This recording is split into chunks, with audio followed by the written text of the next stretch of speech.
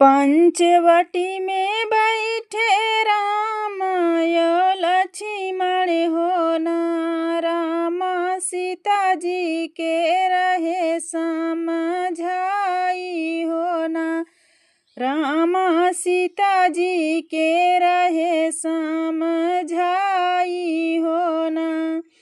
जब तुही सीता बनऊ राम रसोइया होना, सीता तुलसी का भोगवा लगायु होना, सीता तुलसी का भोगवा लगायु होना। राम लखन मिली जेवन बैठे होना, रामा सीता मैया बेनिया डोलावई होना, राम लखन मिली जेवन जब बैठे होना, रामा सीता मैया बेनिया डोलावई होना, रामा सीता मैया बेनिया डोलावई होना। उन्हीं समझाया आए सोने का मेरी गवा होना, वही समय आए सोने के मेरी गवा होना, रामा उहै देखी सीता गई लो भाई होना, रामा उहै देखी सीता गई लो भाई होना।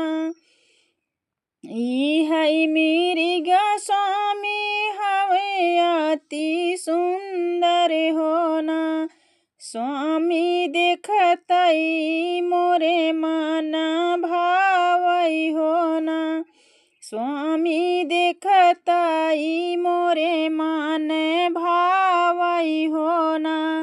इतनी बचन जब सुने प्रभु राम होना, रामा धनुष बाणे लिहले उठाई होना, रामा धनुष बाणे लिहले उठाई होना।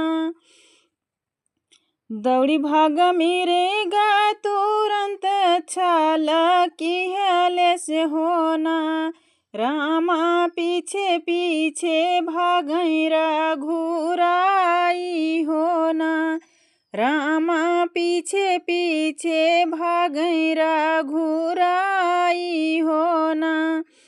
बन बीच जाई रामा मेरे गा के मारई होना, रामा लखन लखन चिल्लाई होना, रामा लखन लखन चिल्लाई होना। लक्ष्मण शब्द सुनी जब सीता मैया होना, रामा लखन लखन गोहरावई होना, रामा लखन लखन गोहरावई होना। विपत्ति में पड़ी तोहरे भैया जी के ऊपर होना, विपत्ति पड़ी बा तोहरे भैया जी के ऊपर होना। लक्ष्मण जल्दी होवा भैया के सहाइया होना, लक्ष्मण जल्दी होता भैया के सहाइया होना। इतनी बचन सुने जब लक्ष्मण होना, लक्ष्मण मन ही मन मुस्काने होना, लक्ष्मण मन ही मन मुस्काई होना। सगर जगत के भाभी भैया मोरे स्वामी होना, भाभी नहीं कौनो संकट उन पे आई होना, भाभी नहीं कौनो संकट उन पे आई हो ना। कटुक बचन जब बोली सीता मैया हो ना। राम लक्ष्मण जी खींचे रेखवा हो ना।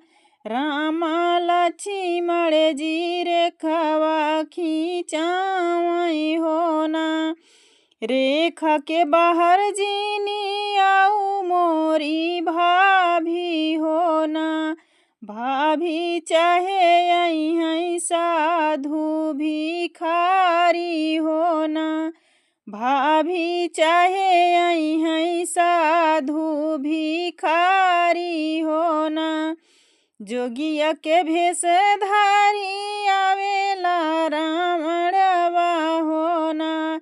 रामा भिक्षा ही भिक्षा गोहरामई हो ना। रामा भिक्षा ही भिक्षा गोहरामई हो ना। भिक्षा ही लैके जब निकली सीता मैया हो ना। राम रावण ही रथ पे बैठावई हो ना। राम रावण रथ पे बैठावई हो ना। राम लखन जब मिर्गा मारी लौटे हो ना। राम सुनी कुटिया वाही पावई हो ना। राम लखन जब मिर्गा मारी लौटे हो ना। राम सुनी कुटिया वाही पावई हो ना। सीता सीता प्रभु जी कही गोहरावई हो ना। राम सीता जी कहूँ ना देखाई हो ना। राम सीता जी कहूँ ना